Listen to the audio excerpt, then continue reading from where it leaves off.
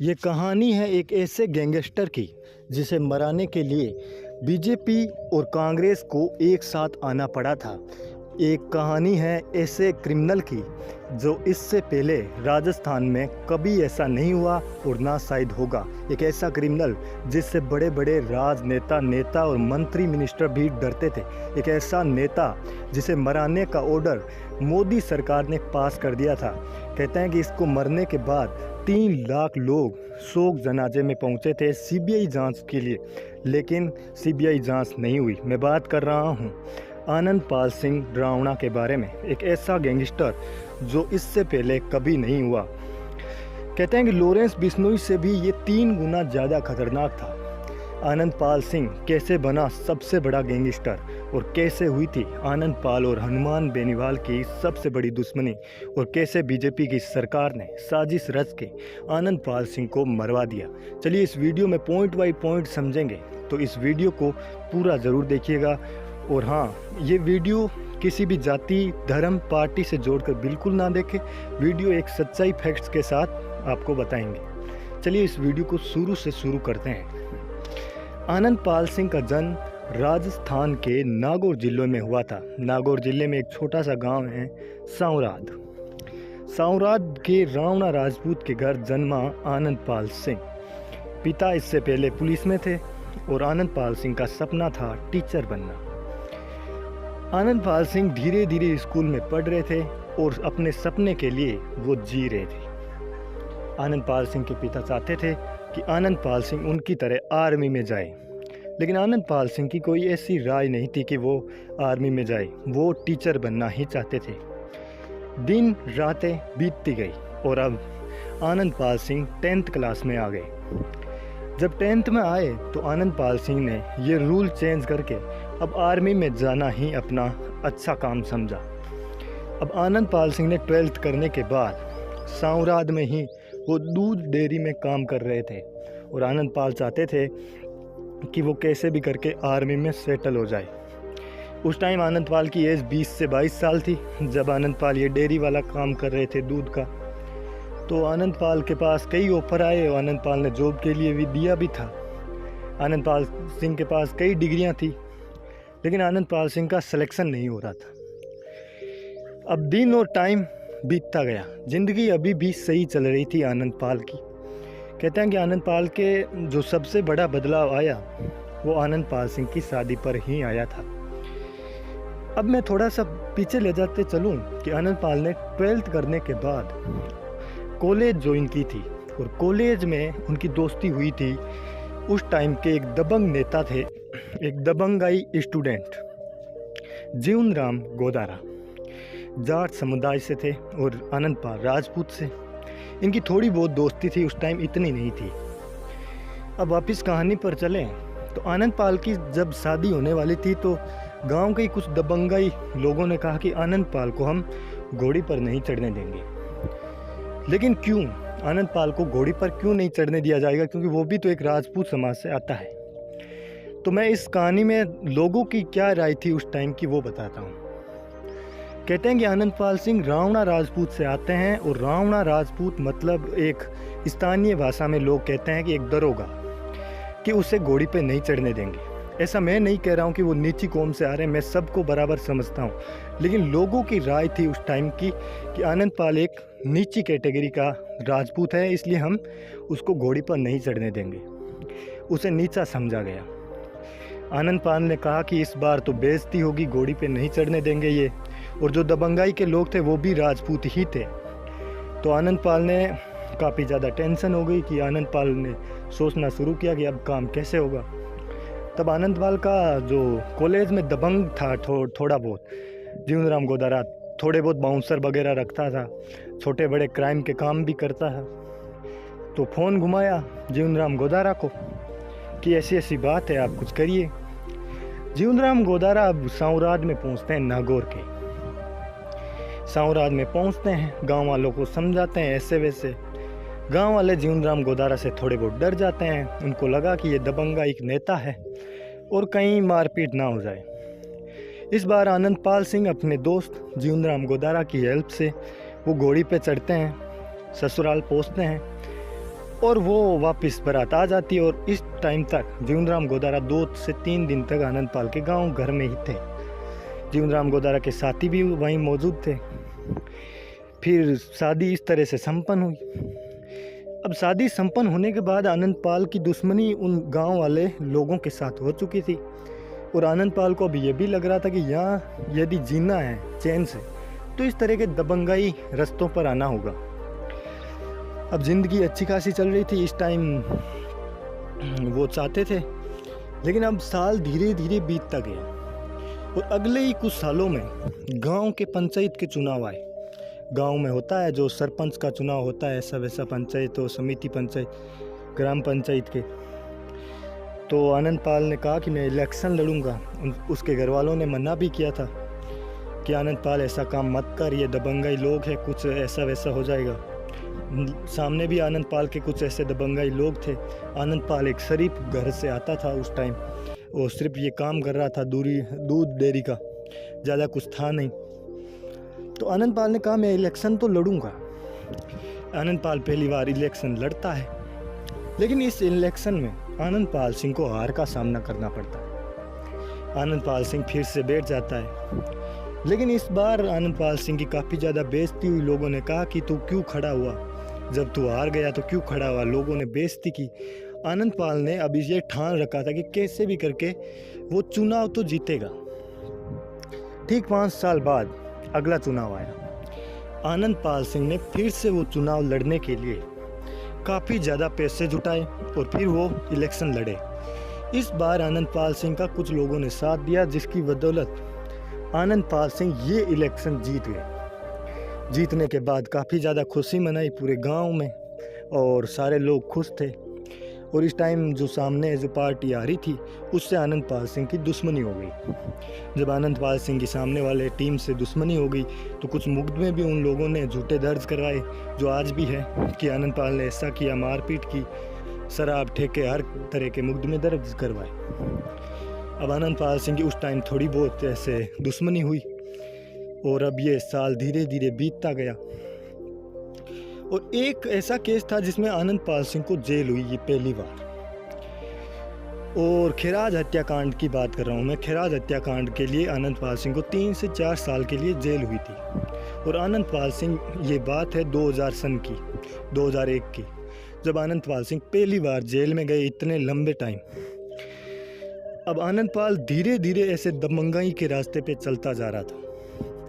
जब वो 2003 में जेल से बाहर आए तब आनंदपाल ने देखा कि उसका भाई मंजीत पाल सिंह और उसके साथ एक बंदा काम कर रहा है, बलवीर बानुड़ा। बलवीर बानुड़ा, इस व्यक्ति का नाम याद रखिएगा क्योंकि मैं वीडियो में आगे और भी इसको नाम दोहराऊंगा। बलवीर बानुड़ा एक जाट समुदाय से। तो आनंदपाल सिंह ने कहा कि और मेरे पास कोई काम नहीं है, मेरे पास कोई जॉब नहीं है। उसके पास पहले से ही एक केस लग चुका है क्राइम का, तो उसे आर्मी नहीं मिलेगी। तो आनंदपाल ने इस बार ज्वाइनिंग कर ली क्योंकि जीवनराम गोदारा उसका उस टाइम दोस्त हो चुका था और जीवनराम गोदारा भी शराब का काम कर रहा था। उसका भाई मंजीत पाल बलवीर बानुड़ा के साथ शराब का काम कर रहा था। 2004 में इन लोगों ने तस्करी की, शराब की तस्करी की बहुत ज़्यादा। और लाडनू का ठेका उस टाइम एक दूसरे व्यक्ति के पास था। उसने कंप्लेनें भी की थी आनंदपाल पर कि ये इस तरह ब्लैक का शराब बेचता है। साल बीतता गया। आनंदपाल सिंह ब्लैकमेलिंग में 30 से 35 लाख रुपए कमा रहे थे। अगले साल जब ठेका का प्रोटेक्शन बदला तो आनंदपाल सिंह ने भी बिल पास करवाया और उस टाइम आनंदपाल ने ये लाडनू का ठेका जीत लिया और अब ये ऑफिशियली आनंदपाल सिंह के पास ठेका था लाडनू का और जीवनराम गोदारा के पास दूसरा ठेका था। तो कहने का मतलब इन दोनों का काम शराब का ही था और जीवनराम गोदारा से अच्छी दोस्ती हो गई। कहते हैं कि आनंदपाल जीवनराम गोदारा को दादा के पुकारता था, उनकी अच्छी खासी दोस्ती थी, आना जाना चलता रहता था। लेकिन फिर धीरे धीरे वक्त चेंज होता गया और आनंदपाल और जीवनराम गोदारा के बीच धीरे धीरे मनमुटाव बदला शराब के काम को लेकर। तो फिर उनकी दूरियां बढ़ चुकी थी। एक बार की बात है जब आनंदपाल के घर उसकी मम्मी को कॉल किया गया था जीवनराम गोदारा के एक आदमी ने कहा कि तुम्हारे आनंदपाल ने हमारे पैसे खाए हैं, ऐसे किए। तुम हमारे पैसे लौटा दो वरना हम तुम्हारे आनंद पाल को मार देंगे, ऐसा वैसा कुछ बोला। तब आनंद पाल के घर वाले काफ़ी ज़्यादा डर गए। तब ये बात आनंद पाल तक पहुंचाई गई कि इस तरह से जीवनराम गोदारा का एक आदमी धमकी दे रहा। आनंद पाल को गुस्सा आया और आनंद पाल अपने साथियों के साथ जीवनराम गोदारा के ठेके पहुंचते हैं और जीवनराम गोदारा से मारपीट करने के बाद वो घर आ जाते हैं। इस मारपीट में जीवनराम गोदारा के दोनों पैर तोड़ दिए थे, हड्डियाँ तोड़ दी थी आनंद पाल ने। इतना बुरी तरह से पीटा कि जीवनराम गोदारा को ठीक होते होते करीबन 6 से 7 महीने लग गए। इस बार आनंद पाल पर केस भी हुआ था और आनंद पाल सिंह 7 से 8 महीने के लिए जेल भी हुई मारपीट के मामले में। जीवनराम गोदारा अब आनंद पाल को मारना चाहता था कि उसने मेरी पिटाई की है, मेरी बेइज्जती हो गई, मैं इस तरह का बंदा हूँ, वैसे वैसे, और वो अब तैयारी कर रहा था आनंद पाल को मारने की। आनंद पाल को मारने के लिए उसने कई शूटर हायर किए, जैसे पंजाब, हरियाणा, नेशनल जगह से, दुबई जैसे बड़े बड़े जगहों से। कहते हैं कि जीवनराम गोदारा को ऑफिशियली सपोर्ट मिल रहा था। कुछ नेताओं ने 5 बोलेरो और 80 लाख रुपए भी जीवनराम गोदारा को दिया था कि कैसे भी करके आनंद पाल को मरवा दे। ये ऑफिशियली नहीं है लेकिन लोगों की बातें हैं, मैं बता रहा हूँ। तो उस टाइम दुश्मनी काफ़ी ज़्यादा बरकरार पे थी। सबको पता था कि या आनंद पाल मरेगा या जीवनराम गोदारा। अब टाइम बदला और 2006 आ गया। जीवनराम गोदारा को मारने की तैयारी अब आनंद पाल भी कर रहा था। आनंद पाल के साथ मैंने जो दोस्त बताया था बलवीर बानुड़ा, उसका एक दुश्मन था गोपाल फोगावट। उसकी हत्या कर दी थी 2006 में। बलवीर बानुड़ा ने गोपाल फोगावट की हत्या कर दी थी। और ये गोपाल फोगावट सीकर का डॉन है राजू ठेठ, आपने नाम सुना होगा, उसका करीबी था। तो अब राजू ठेठ आनंद पाल का दुश्मन था और जीवनराम गोदारा भी दुश्मन था। लड़ाइयाँ तकरार पे थी और गोपाल फोगावट को मारने के बाद बलवीर बानुड़ा फरार था। 2006 में जब वक्त आया तो आनंद पाल और उसके साथियों ने मिलकर अब प्लानिंग की कि कैसे जीवनराम को मारा जाए। टाइम फिक्स हुई तो आनंद पाल और उनके साथी, जिसमें बलवीर बानुड़ा, करतार और अन्य लोग भी शामिल थे, 6 से 7 लोग बताए जाते हैं। वो एक काली बोलेरो लेते हैं, कुछ हथियार रखते हैं, कार्बाइन जैसे 12 बोर, पिस्टल, देसी कट्टे, और दोपहर की 2 बजे जीवनराम गोदारा की 100 घर के पास पहुंचते हैं। और वहाँ पे बाहर बैठा था जीवनराम गोदारा, हरपुल जाट और अन्य 2 साथी। आनंद पाल उतरकर फायरिंग शुरू करता है। इस फायरिंग में जो 2 लोग पास में खड़े थे उनको गोलियां लगती है, छर्रे लगने की वजह वो बेहोश हो जाते हैं। और हरपुल जाट और जीवनराम गोदारा अंदर भागने की कोशिश पे थे। पीछे से गोलियां चलती है। इस गोलियों में हरपुल जाट मारा जाता है। एक गोली लगती है जीवनराम गोदारा को, वो अंदर हॉल की तरफ भागते हैं। आनंद पाल उनका पीछा करते हुए अंदर जाते हैं और अंदर जाकर 16 गोलियां उनकी छाती पे मारते हैं। वापस बाहर आते हैं और अपने साथियों के साथ भागने की पूरी फिराक में वो वहाँ से निकलते हैं। लेकिन पुलिस को पहले से पता था कि आनंद पाल कुछ ऐसा करेगा, तो पूरी जगहों पर नाकाबंदी थी। उस टाइम एसपी भाटी साहब थे तो उन्होंने नाकाबंदी की, लेकिन आनंद पाल ने अपने हथियार दिखाए तो पुलिस डर के मारे उन्हें जाने दिए। अब जीवनराम गोदारा मरने के बाद ये एक जो पूरा क्राइम था ये जाट वर्सेस राजपूत हो गया, क्योंकि मारने वाला राजपूत है और मरने वाला जाट है। तो इस जाट को न्याय दिलाने के लिए बड़े बड़े नेता सामने आने लगे। थोड़ा सा मैं बताऊं कि जीवनराम गोदारा को मारने के लिए बलवीर बानुड़ा भी आनंद पाल का साथ था और बलवीर बानुड़ा भी जाट समुदाय से था। एक जाट को मरवाने के लिए एक दूसरा जाट भी शामिल था। लेकिन ये बातें बन रही थी कि जीवनराम गोदारा को न्याय दिलाया जाए। पुलिस क्या कर रही है? उस टाइम पर हनुमान बेनीवाल आगे आते हैं। हनुमान बेनीवाल, इससे पहले कोई राजनीतिक कैरियर नहीं था। 2006 में जीवनराम गोदारा को न्याय दिलाने के लिए हनुमान बेनीवाल धरना प्रदर्शन लगातार कर रहे थे। वो चाहते थे कि कैसे भी करके ये गैंगस्टर गिरफ्तार हो जाए। पुलिस पर दबाव पड़ने लगा और धीरे धीरे नागौर के जितने भी जाट समुदाय के लोग थे वो इकट्ठा हो गए। वहाँ पे तोड़ फोड़ करनी शुरू कर दी। पूरा नागौर बंद रहने लग गया, हर जगह चक्का जाम, क्योंकि जाट समुदाय का उस टाइम दबदबा था नागौर में और हर जगह चक्का जाम कर दिया। और ये जाट बनाम राजपूत का एक नया रूप लेते जा रहा था। पुलिस प्रशासन को भी लगा कि ये जातिवाद पे आया तो दंगे भड़क जाएंगे और कैसे भी करके आनंदपाल को गिरफ्तार करना है और आनंदपाल को गिरफ्तार करना है और इसको जीवनराम गोदारा न्याय दिलाने के लिए हनुमान बेनीवाल लगातार लड़ रहे हैं, आपको बताया मैंने। तो पुलिस प्रशासन एक्टिव हुई, जितने भी इसके गुर्गे गैंग थी उन सारों में से 21 लोगों को पकड़ा गया। 21 लोगों में से 2 लोग अब भी फरार थे, आनंदपाल, जीवनराम गोदारा, ये मेन थे और ये दोनों फरार थे। लेकिन 21 लोग पकड़े गए उस टाइम। 21 लोगों को पकड़ जाने के बाद उन्हें जेल डाल दिया गया। लेकिन हनुमान बेनीवाल अब भी लगातार लड़ रहे थे कि कैसे भी करके आनंदपाल और उनके साथी को पकड़ा जाए, बलवीर बानुड़ा। अब नज़र पड़ती है हनुमान बेनीवाल पर आनंदपाल की कि ये ऐसा नेता है जो मुझे मरवाने के लिए इतना चस्का ले रहा है, ऐसा वैसा। आनंदपाल उन्हें कॉल भी करते हैं, धमकी भी देते हैं, लेकिन हनुमान बेनीवाल मानते नहीं हैं। वो कहते हैं कि जीवनराम गोदारा को न्याय दिलाएगा, वो छोटी बड़ी धमकियों से डरते नहीं। कहते हैं आनंदपाल ने हनुमान बेनीवाल को मराने के लिए कई कोशिशें की। उस टाइम हनुमान बेनीवाल को भी काफ़ी ज़्यादा खतरा था, प्रोटेक्शन की मांग उठ रही थी लगातार कि आनंदपाल से खतरा है, आनंदपाल कभी भी हनुमान बेनीवाल का कत्ल कर सकता है, अभी भी वो बाहर है। लेकिन ये धरना प्रदर्शन कुछ महीनों तक चला। पुलिस ने उन्हें बताया कि वो जल्द ही आनंदपाल और बलवीर बानुड़ा को पकड़ लेंगे, पकड़ के जेल में डाल देंगे।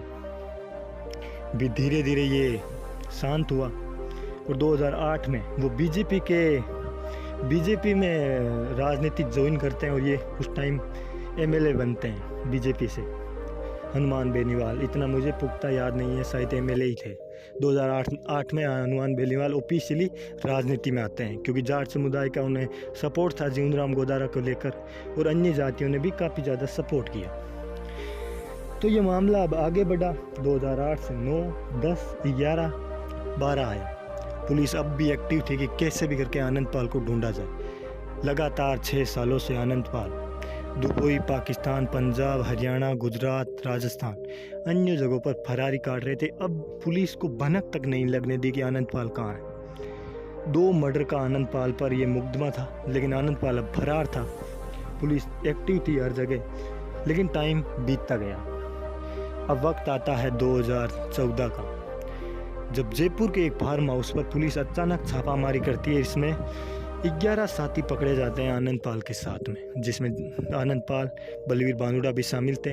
पुलिस के मुताबिक उनके पास में कुछ हथियार भी मिलते हैं। पुलिस अचानक ये छापा मारती है जिसमें पकड़े जाते हैं ये मुजरिम। तो पुलिस बताती है कि उनके पास कुछ देसी कट्टे, कार्बाइन, 12 बोर, देसी गोले, हथगोले और अन्य, मतलब उनके पास बुलेट प्रूफ जैकेट तक मौजूद थी आनंदपाल को प्रोटेक्शन देने के लिए। तो ये कह सकते हैं कितना बड़ा क्रिमिनल था उस टाइम का। ये गैंगस्टर कहें तो नंबर 1 मानो आप, क्योंकि किसी के पास ऐसे बुलेट प्रूफ जैकेट कैसे मिल सकती है बिना किसी परमिशन के, लेकिन उसके पास उस टाइम थी। 2014 में अब आनंदपाल के साथ सारे मुजरिम गिरफ्तार थे। अब बस अदालत का इंतज़ार था कि आनंदपाल और उनके साथियों को कैसे भी करके अदालत सज़ा दे दे और वो सज़ा क्या देनी चाहती है। 2014 में मैंने कहानी की स्टार्टिंग में बताया था कि अब आनंदपाल का दुश्मन जीवनराम गोदारा नहीं था, उसका दूसरा दुश्मन भी हो चुका था, सीकर का डॉन राजू ठेठ। राजू ठेठ ने अपने ही एक करीबी को भेजा कि तुम जाओ आनंदपाल और बलवीर बानुड़ा को बीकानेर जेल में ही मरवा दो, क्योंकि आनंदपाल और बलवीर बानुड़ा बीकानेर की जेल में कैद थे उस टाइम। तो सीकर का डॉन राजू ठेठ का एक बंदा, 2 बंदे थे, वो बीकानेर की जेल में कैसे भी करके घुसते हैं। उनके पास हथियार थे, पता नहीं वो अंदर कैसे पहुंचाए गए। आनंदपाल को 5-6 महीने हुए थे जेल में आए हुए। अचानक दोपहर में हमला होता है। कहते हैं कि इस हमले में कई गोलियां चलती है। इस गोलीबारी में आनंदपाल का अब जो लगातार साथ दे रहा था बलवीर बानुड़ा, ये फाइनली अब मारा जाता है उस गोलीबारी में। पुलिस अचानक एक्शन में आती है कि ये क्या हो रहा है।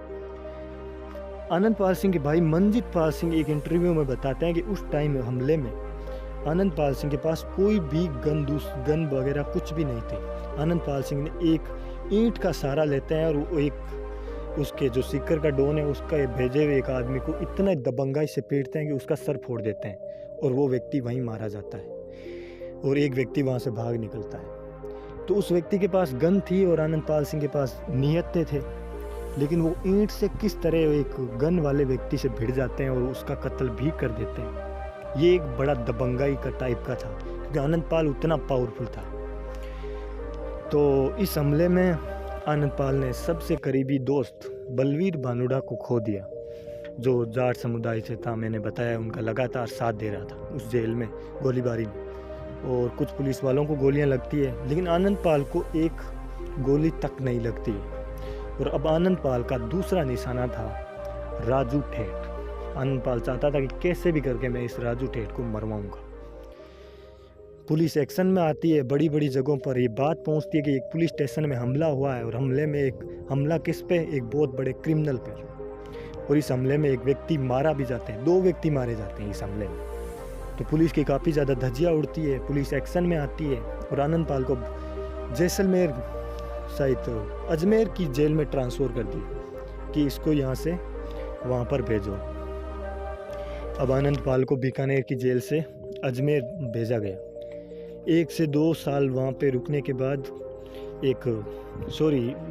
हाथ से 8 महीने रुकने के बाद आनंदपाल की एक नई पेशी थी कि आनंदपाल को वापस बीकानेर जेल में ले जाया जाए। तब बीकानेर की जेल में पुलिस ले जा रही थी। कहते ये भी कि कुछ आनंदपाल के साथ पुलिस वाले मिल चुके थे। एक एसपी इंटरव्यू में बताते हैं कि आनंदपाल सिंह से कई लोग पुलिस वाले मिल चुके थे। हुआ यूँ कि जब अजमेर से आनंदपाल को बीकानेर शिफ्ट किया जा रहा था 2015 में, तब बीच सड़क में अचानक आनंदपाल के साथी हमला करते हैं पुलिस की गाड़ियों पर। एक फिल्मों में आपने देखा होगा कि साथी को छुड़ाने के लिए पुलिस वालों पर किस तरह टूट पड़ते हैं। उन्हें सारी खबरें दी गई कि कब आनंदपाल आ रहा है, किस रास्ते से आ रहा है, और वो हमला करते हैं इस दबंगाई टाइप से। इसमें कुछ पुलिस वालों को गोलियां लगती है, 1-2 पुलिस वाले शहीद भी होते हैं, और आनंदपाल सिंह वहाँ से भाग निकलते हैं। कहते हैं कि जो भी पुलिस वाले थे उन लोगों को बेहोशी की मिठाइयाँ खिलाई गई, आनंदपाल ने खिलाई कि वो छूट रहा है आज, तो आप खुशी के मारे खाइए। और उन लोगों ने बेहोशी की वो मिठाइयाँ खाई, तो कुछ पुलिस वाले पहले ही बेहोश थे। एक इंस्पेक्टर बताया जाता है कि वो मिला हुआ था आनंदपाल से। आनंदपाल को छुड़ाने के लिए उसने अपने ही पैर में गोली मार दी, ताकि पुलिस को ये दिखा सके कि आनंदपाल ने उसके पैर में गोली मार के वो भाग गया। लेकिन ये खबरें आगे तक पहुंची। आनंदपाल सिंह 2015 में पुलिस कस्टडी से फरार हो गए। कितनी बड़ी बात होगी, आप सोचिए, एक इतना बड़ा क्रिमिनल पुलिस इस कस्टडी से कैसे फरार हो गई। अब आप गिनते रहिए कि कितने मुकदमे आनंदपाल पर दर्ज होते जा रहे हैं। पहले एक इधर बीकानेर जेल में कत्ल करता है, फिर वहाँ पर कुछ पुलिस वालों का करता है, इधर हरफुल जाट और जीवनराम गोदारा का करता है, बीच में भी 1-2 कत्ल करता है। कहते हैं कि आनंदपाल सिंह जिस भी मुजरिम को मारता था, अपने दुश्मन को मारता, तो बड़ी टॉर्चर से मारता था। एक किस्सा बताते हैं आनंदपाल एक इंटरव्यू में कि उसका एक दुश्मन था जो उनका फिरौती लिया हुआ पैसा नहीं दे रहा था। आनंदपाल वो अपने अड्डे पे ले जाता है उस व्यक्ति को, और आनंदपाल एक ही वार में उस व्यक्ति का गर्दन काटना चाहते थे। तलवार चलाते हैं और एक ही वार में उसकी गर्दन काट देते हैं। एक जिंदा व्यक्ति की गर्दन तलवार से काटी गई। एक बार सोचिए उसे कितना पेन हुआ होगा। आनंदपाल ने उसकी गर्दन काटते हैं, फिर उसके हाथ पैरों के टुकड़े करते हैं, एक तेज़ाब में डालते हैं, एसिड में डालकर पूरी हड्डियाँ गला देते हैं, और फिर उसे रोड के किनारे गिराते हुए चले जाते हैं। तो वो बहुत टॉर्चर करता था। कुछ लोगों को वो भूखे प्यासा अंडरग्राउंड में बंद करके रखता था। सर्दियों के दिनों में व्यक्तियों को नंगा तक रखता था, गर्म सरियों से मारता था। उसका टॉर्चर का तरीका बड़ा अलग था। कुछ वीडियोस भी आपको यूट्यूब पर मिलेंगे कि आनंदपाल किस तरह अपने दुश्मनों को टॉर्चर करता था। इतना भयानक टॉर्चर देखकर एक पुलिस वाले के भी रोंगटे खड़े हो गए जब वो एबीपी न्यूज़ के साथ पहुंचते हैं वहाँ दिखाने कि आनंदपाल अपने घरों में किस तरह के लगा रखे थे ऐसे कुंटे जिसमें आनंदपाल दुश्मनों को कैद करके मारा करता था। तो अब ये तो बात थी कि आनंदपाल किस तरह अपने साथियों को टॉर्चर करते हैं। तो वापस आते हैं कहानी पर।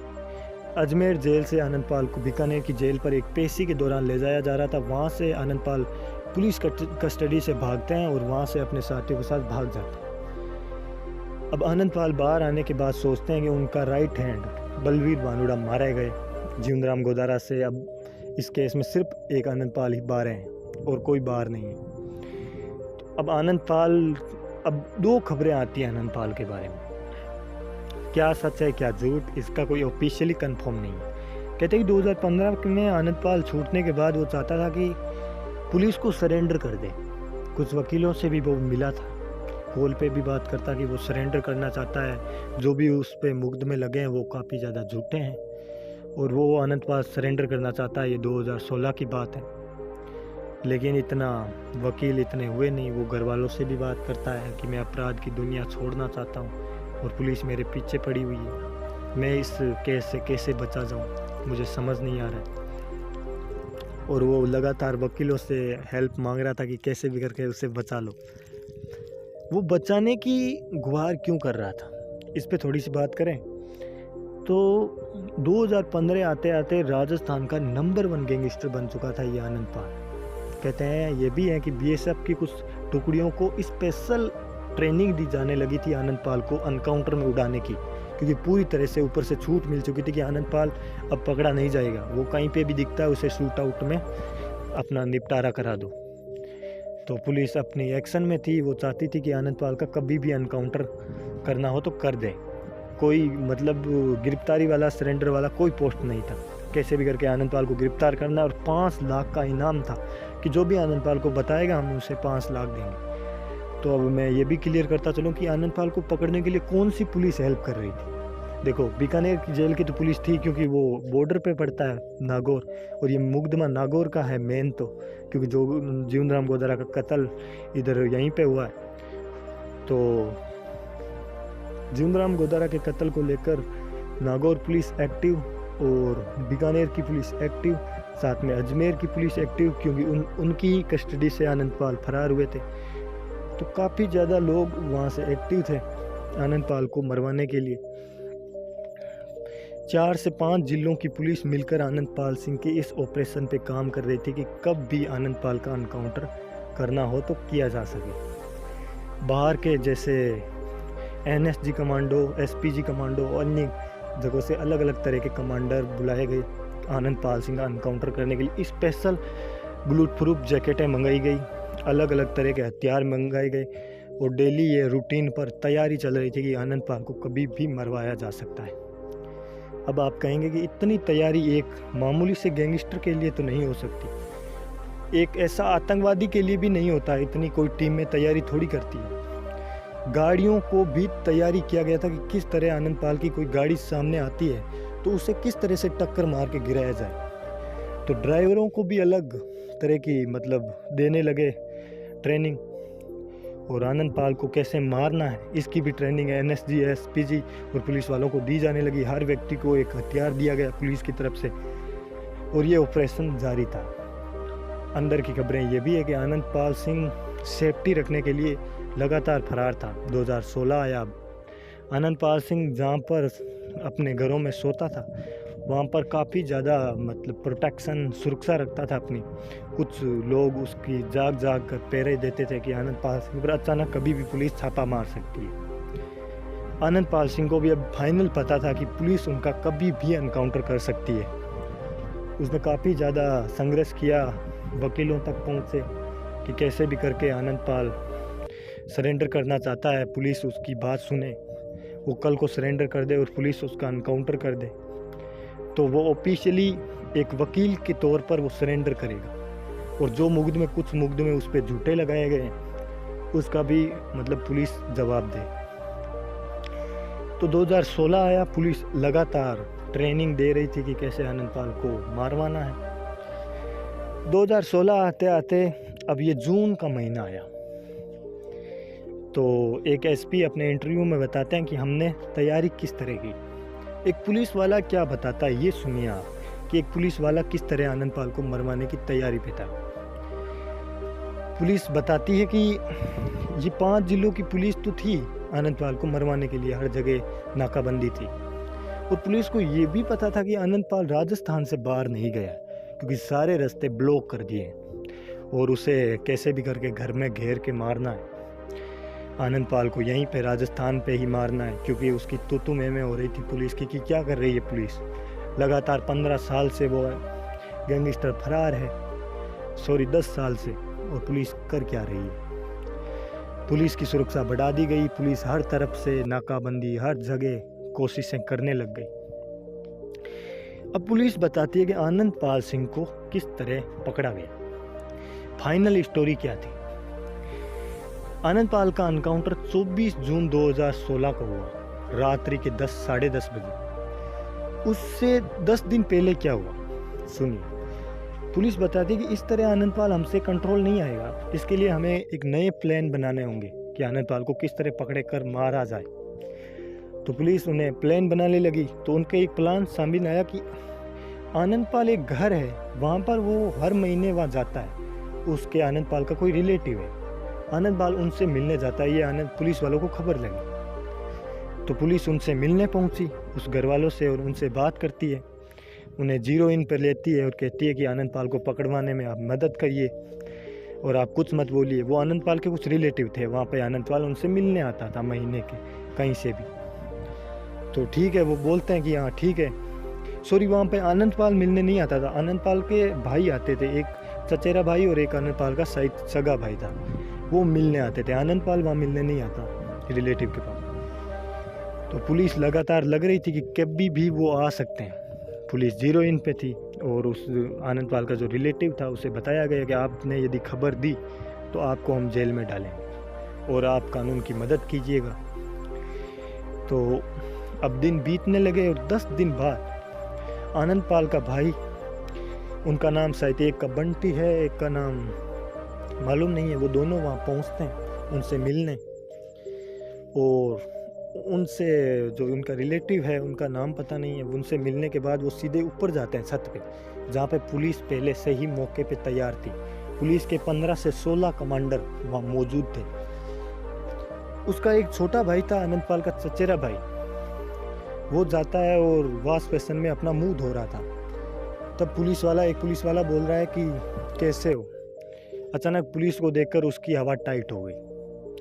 वो चिल्लाता है अपने दूसरे साथी को कि जल्दी से गन निकाल। उनके पास एक देसी कट्टे रिवॉल्वर थी, वो निकालने की कोशिश करती है, लेकिन पुलिस उन पर टूट पड़ती है और दोनों से पिस्टल हथियार छीन लेते हैं। दोनों को अंदर बैठाते हैं और पूछते हैं कि बताओ सच सच आनंद पाल कहाँ है। वो बताते हैं कि उनकी अभी कोई खबर नहीं है, जब भी खबर आएगी हम बता देंगे।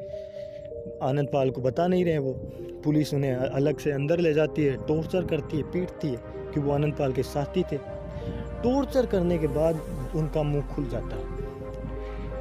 वो बताते हैं कि सेजरासर में एक गांव है, उस गांव में आनंद पाल सिंह एक छोटे से घर में, जो खेतों में घर पड़ता है, वहाँ हमेशा आता है और 5-10 दिन के बाद आ जाता है, कभी हमेशा आता है।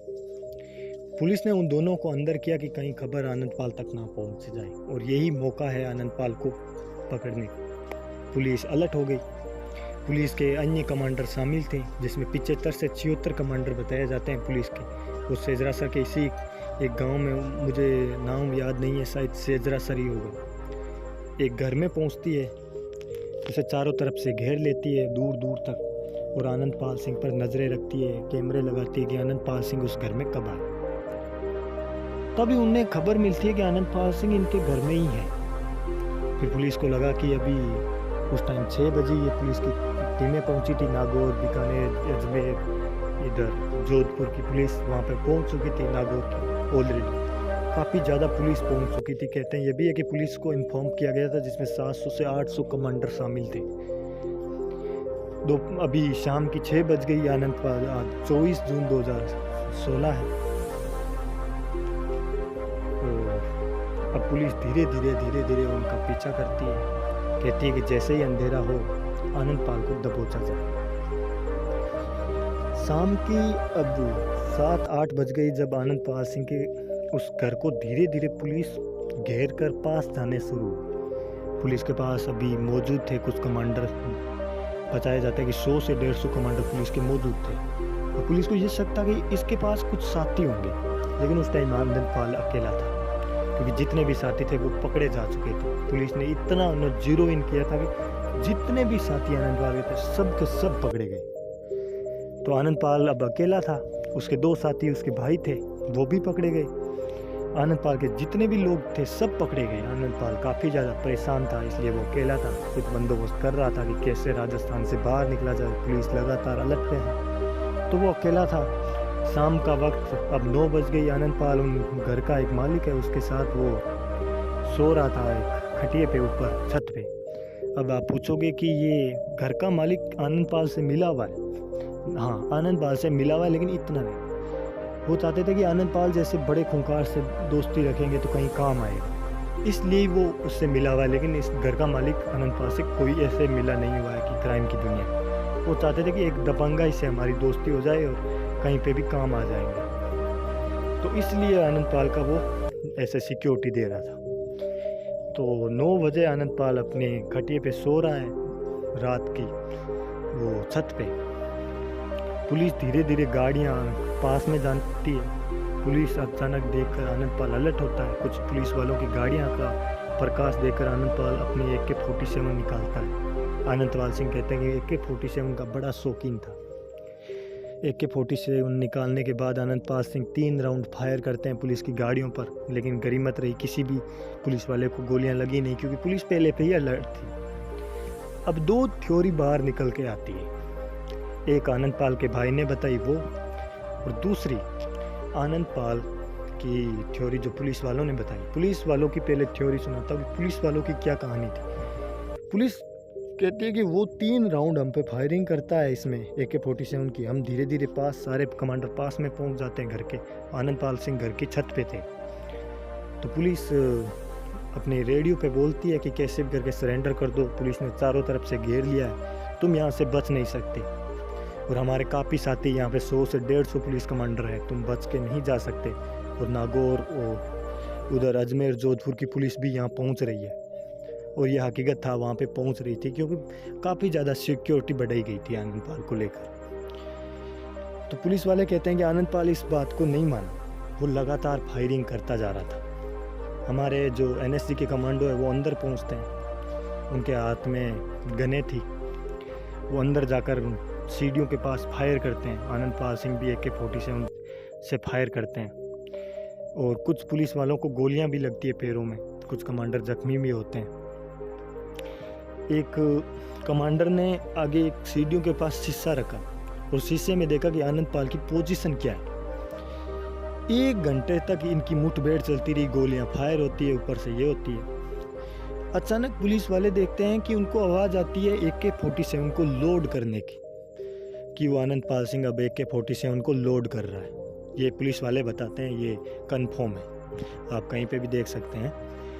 तो ये फैक्ट्स के साथ है कि आनंद पाल सिंह की इसी AK-47 को लोड करने की आवाज़ को सुनते हैं, और इसी आवाज़ को सुनने के बाद 4 से 5 कमांडर ऊपर जाते हैं, और अचानक उस कमांडरों की गनों से गोलियां चलती हैं। इन गोलियों में आनंद पाल सिंह को सीने में गोलियां लगती है। 6 से 7 गोली लगने के बाद आनंद पाल सिंह वहीं ढेर हो जाते हैं। सीढ़ियों के जस्ट एक कमरा पड़ता है ऊपर, उसके पास में आनंद पाल सिंह के पास उस टाइम कुछ गन्ने थी, जिसमें AK-47 और देसी कट्टे और रिवॉल्वर थी, कुछ AK-47 के बुलेट कारतूस भी थे। और ये 10:30 बजे आनंद पाल सिंह ढेर हो गया। 24 जून 2016 है या 17, कंफर्म नहीं है। अचानक पुलिस के कमांडर फ़ोन करते हैं ऊपर सरकारों को, कहते हैं कि बीजेपी की सरकार इसमें सबसे ज़्यादा इन्वॉल्व थी। वो वसुंधरा को बताते हैं कि हमने इस गैंगस्टर को मरवा दिया। सारे जगह एक खुशी की लहर छाती है कि कैसे भी करके हमने इस गैंगस्टर को मरवा दिया है, अब कोई टेंशन नहीं है, एकदम शान से जिएंगे। क्योंकि आनंद पाल जितने भी नेता थे उनसे फिरौती लिया करता था, उन्हें धमकाया करता, ब्लैकमेल करना, किडनैपिंग, ये वगैरह काम। तो अब वो खुश थे। सारे जगह पर मिठाइयाँ बांटी गई कि आनंद पाल का एनकाउंटर हो गया है, और आनंद पाल की डेड बॉडी को हॉस्पिटल पहुंचाया गया। सुबह होते होते सारी जगहों पर खबरें आ गई तेज़ी से कि आनंद पाल सिंह एनकाउंटर में मारा गया। 6 से 7 गोलियां लगी और वो वहीं पे ढेर हो गया रात की 10:30 बजे। अगले दिन न्यूज़ जगह जगह पर आती है। कहते हैं कि इस न्यूज़ को सुन के सबसे ज़्यादा जो डिफेंड हुए वो राजपूत समाज के लोग थे।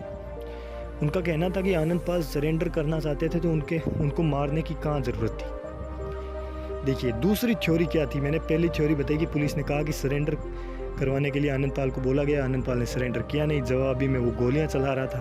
पुलिस धीरे धीरे सीढ़ियों से ऊपर पहुंचती है, पुलिस की गनों से गोलियां चलती है और आनंद पाल मारा जाता है। ये पुलिस की थ्योरी थी जो पुलिस ने बताया। आनंद पाल के एक भाई ने बताया जो वहाँ पे मौजूद था, घर का मालिक। आनंद पाल को पुलिस वाले बोलते हैं कि सरेंडर कर दो। आनंद पाल अपनी गनें ऊपर रखता है सीढ़ियों के पास और हाथ ऊपर करके सरेंडर कर रहा है। कुछ पुलिस के कमांडर उनके पास पहुंचते हैं, गने छीन लेते हैं, उसके हाथ को पकड़कर हथकड़ी डालते हैं हाथों में, और कुछ पुलिस वाले उनको काफ़ी ज़्यादा पीटते हैं, जिसकी वजह से आनंद पाल बेहोश होकर पड़ जाता है। कहते हैं कि आनंद पाल को इतनी बुरी तरह से लातों और मुक्कों से मारा गया था कि आनंद पाल के सारे शरीर से रोंगटे खड़े कर देने वाला ऐसा डर का माहौल था। सारे शरीर से खून रेसक रहा था आनंद पाल के, और आनंद पाल को इतना बेरहमी से पीटा गया था। और फिर आनंद पाल जब बेहोश होकर नीचे गिरा तो पुलिस वालों ने कहा कि अब इसका एनकाउंटर करना ही हमारे लिए भला का काम होगा। तो एक सरेंडर किए हुए व्यक्ति पर पुलिस राउंडेड गोलियां चलाती है और इसमें आनंद पाल को 7 गोलियां लगने के बाद आनंद पाल मारा जाता है। ये एक भाई की थ्योरी है जो एक घर मालिक ने बताई, उसकी आंखों देखा, उसने कहा। अब इसमें तीसरी थ्योरी भी आती है 2024 में। अब ये आप कहोगे तीसरी क्या है। कहानी पर वापस लौटूंगा, लेकिन उससे पहले बताऊंगी ये तीसरी कहानी क्या है। 2024 में जो कोर्ट का फैसला आया उसमें ये बताया गया कि आनंद पाल सिंह का एनकाउंटर नहीं हुआ है, बल्कि उन्हें धोखे से मारा गया है। ये कोर्ट में किस तरह से प्रूफ हुआ, क्या प्रूफ थे कोर्ट के पास कि आनंद पाल सिंह को धोखे से मारे गए। देखिए कुछ चीज़ें थी जो बता रही थी कि आनंद पाल सिंह को वाकई धोखे से मारा गया था, कि आनंद पाल ने पहले ही सरेंडर कर दिया था। कुछ चीज़ें, कुछ पुलिस वालों ने बताया कि आनंद पाल को 6 गोलियां लगी थी जो हमने सीढ़ियों से लेकर मारी थी। लेकिन कोर्ट ने बताया कि जब वहाँ पे जीरो इन करने के लिए फोरेंसिक टीमें पहुंची तो उन्होंने देखा कि जो आनंद पाल की डेड बॉडी है उसके पास सारे गोलियों के सेल मौजूद हैं। डेड बॉडी के पास सारे सेल हैं और सीढ़ियों में कोई सेल नहीं है। अब मैं आपको जाहिर से बताना चाहूँगा कि जहाँ से गोली चलती है वहीं पे सेल उछलकर पड़ जाता है और गोली आगे चली जाती है। ये एक कारतूस का छोटा सा मैं आपको उदाहरण देता हूँ, बताता हूँ कि गोली आगे चली जाती है और पिस्टल से सेल निकलकर वहीं पड़ जाता है जहाँ से गोली चलाई गई। तो पुलिस वालों ने कहा हमने सीढ़ियों से चलाई, तो फिर सीढ़ियों में सेल क्यों नहीं है, गोलियों के बंदूकों के सेल क्यों नहीं मौजूद है। जितने भी सेल थे वो आनंद पाल की डेड बॉडी के पास थे। तो ये कन्फर्म था कि गोलियाँ आनंद पाल के पास से मारी गई, पहला। और दूसरा प्रूफ ये था कि आनंद पाल को जब कहा कि आनंद पाल ऐसे भाग रहा था, उन्हें गोलियां हमने मारी, तो आनंद पाल को जाहिर सी बात है कि वो सारी गोलियां पीठ पे लगेगी। लेकिन आनंद पाल को जितनी भी गोलियां लगी वो सारी की सारी एकदम सीने पे थी। ये दूसरा प्रूफ था कोर्ट में कि आनंद पाल का एनकाउंटर नहीं बल्कि आनंद पाल को धोखे से मारा गया। किसी भी व्यक्ति को ऐसे भागते हुए, तिरछे दौड़ते हुए व्यक्ति की पेट में गोलियां लगेगी, ना कि एकदम सीने में। ये दूसरा प्रूफ था। अब तीसरा मोस्ट इम्पोर्टेंट प्रूफ था कोर्ट के पास में कि आनंद पाल सिंह का एनकाउंटर नहीं बल्कि एक मर्डर है, सोचा समझा। वो क्या था देखते हैं कि फोरेंसिक रिपोर्ट उस टाइम सामने नहीं आई थी, लेकिन ये केस धीरे धीरे चलता गया तो 2024 में वो फोरेंसिक रिपोर्ट आई। उस फोरेंसिक रिपोर्ट में बताया गया कि आनंद पाल को जो 7 गोलियां लगी है उनमें एक भी ऐसी गोली नहीं है जो आनंद पाल को दूर से मारी गई हो। सारी की सारी गोलियां आनंद पाल सिंह को 1 से 2 फीट के अंदर से ही मारी गई है। तो ये कोर्ट के पास तीसरा प्रूफ था जिससे पता चलता है कि आनंद पाल का एनकाउंटर नहीं बल्कि एक मर्डर है, सोची समझी साजिश है। कोर्ट फिर इस पे आता है और जितने भी पुलिस वाले हैं उस पर मुकदमा दर्ज करवाते हैं कि एक क्रिमिनल को आपने धोखे से कैसे मार दिया जबकि उसने सरेंडर करना चाहा था।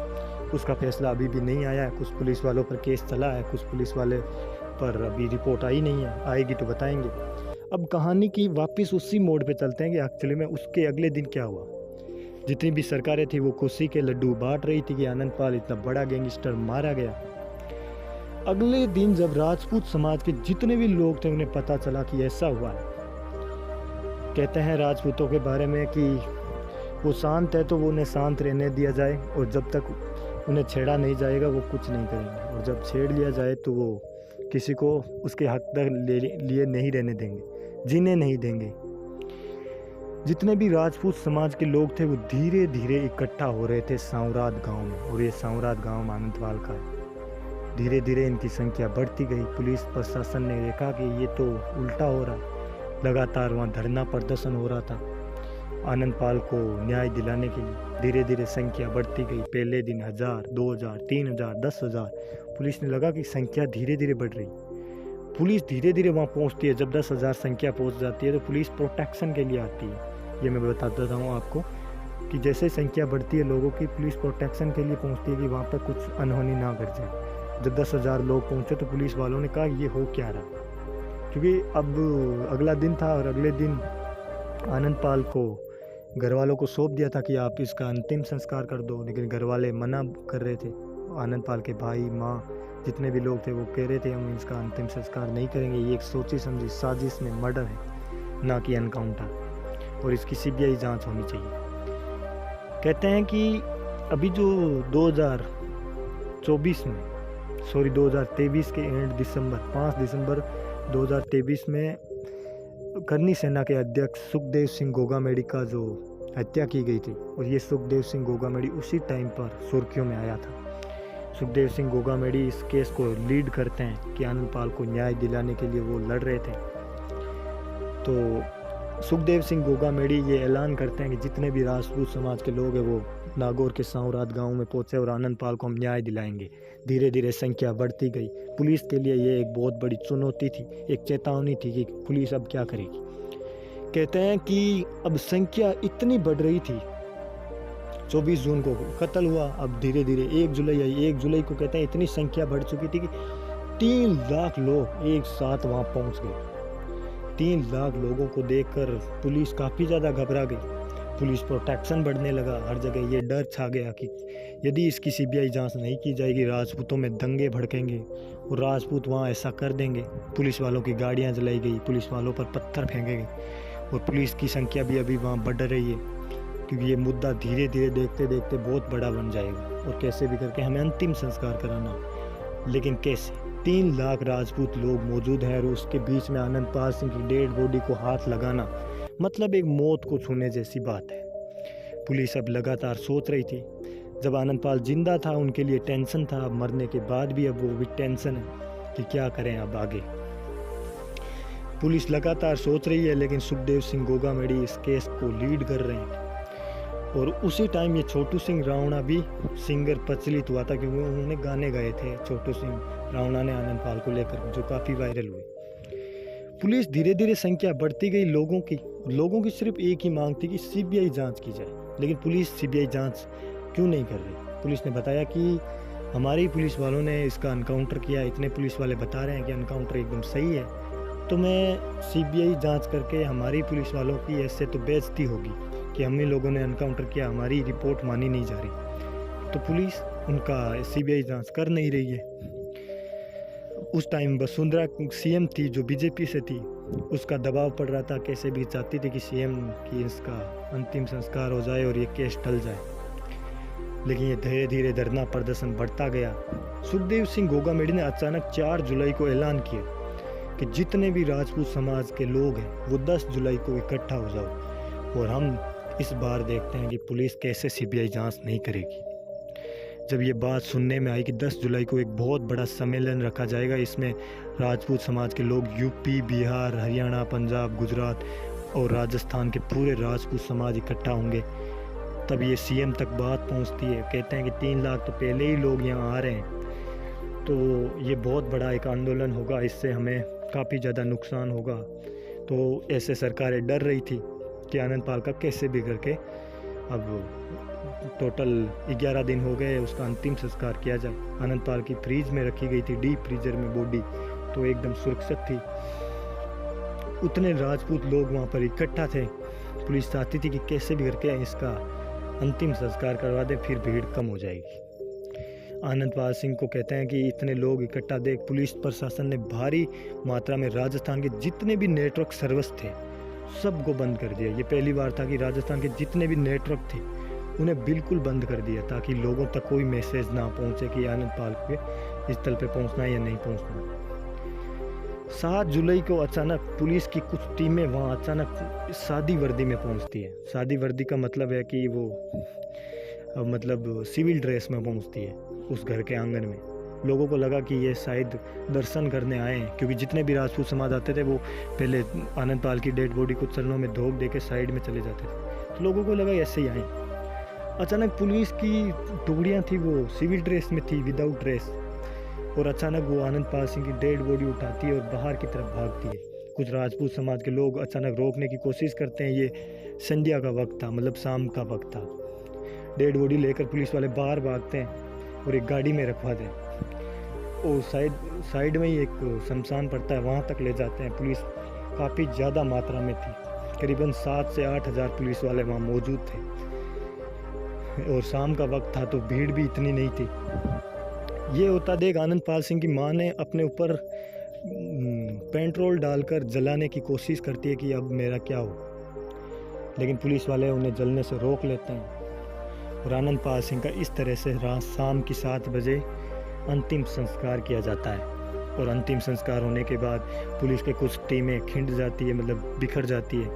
अगले दिन खबरें पहुंचती है, लेकिन अगले दिन खबरें पहुंचे कैसे, क्योंकि नेटवर्क पूरी तरह से जाम था।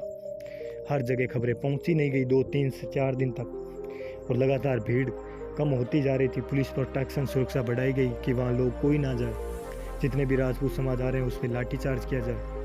और धीरे धीरे ये भीड़ कम होती गई, और 3 से 4 महीने में ये पूरी भीड़ कम हो गई। और इस तरह से आनंदपाल सिंह के इस एनकाउंटर को बिल्कुल दबा दिया गया था कि किस तरह भी कोई ऊपर ना आए।